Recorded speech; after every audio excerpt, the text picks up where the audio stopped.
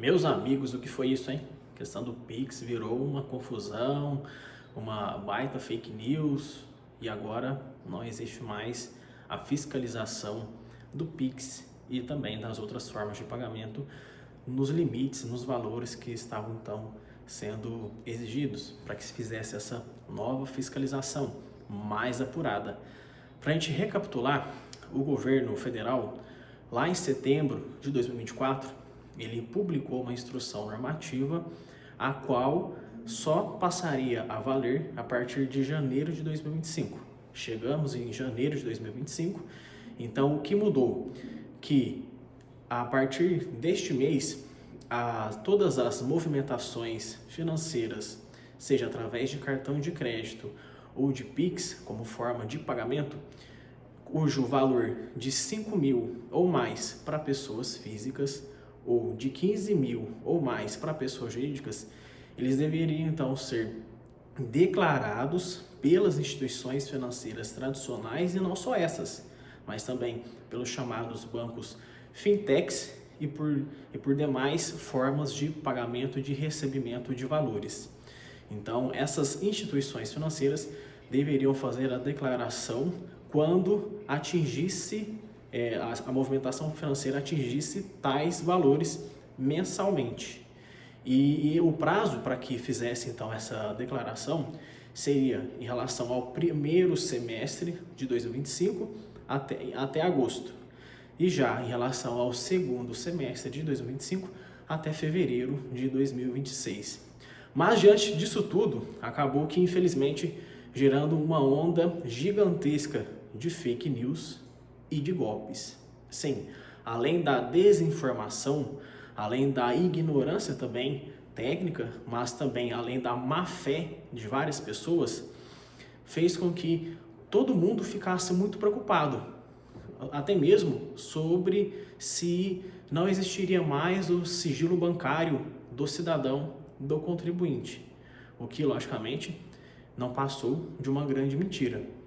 Mas diante dessas várias fake news, diante dos vários golpes que estavam sendo aplicados, muitos criminosos então se valendo da desinformação para aplicar golpes, para superfaturarem, o governo então optou por recuar e então revogar tal instrução normativa para que então pudesse acalmar os ânimos e também depois publicar uma medida provisória a fim de colocar os pingos nos is. E o que seria na verdade isso?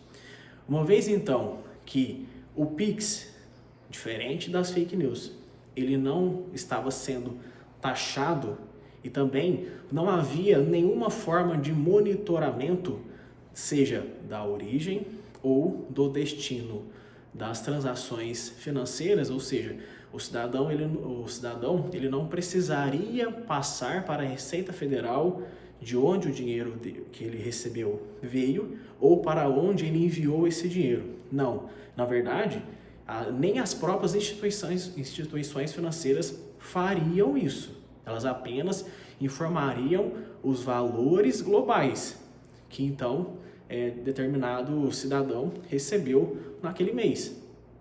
E isso seja, repito, através de Pix ou através de compras com cartão de crédito. Mas, diante desse cenário, então, que realmente não ocorreu qualquer tipo de monitoramento da vida financeira do cidadão, no sentido de se infiltrar, de se investigar a sua vida pessoal, a sua vida privada, o governo então revogou tal instrução normativa e, quando foi já em 16 de janeiro, ontem, publicou uma medida provisória a fim de realmente estabelecer que não há qualquer tipo de taxação sobre o Pix, também não há o Pix, que ele deverá ser sempre gratuito e basicamente que todas as compras, sejam então com cartão de crédito, em especial agora o Pix, não poderão sofrer valores diferenciados se o consumidor optar então por fazer a sua compra através do Pix. Ele não poderá ser cobrado por um valor maior, diferenciado, sob pena então de sanções ao vendedor, aquela pessoa que está dentro da relação de consumo. E, logicamente, tanto os indivíduos que praticaram os golpes, ou até mesmo outras pessoas que já vinham fazendo de tal maneira dentro da relação de consumo, deverão então sofrer as penalidades. Há crimes contra a relação de consumo, dentro de uma relação de consumo, onde então a pena pode variar, pena máxima, a depender do crime, tem pena máxima de 1, de 2 anos de detenção, além da multa propriamente dita.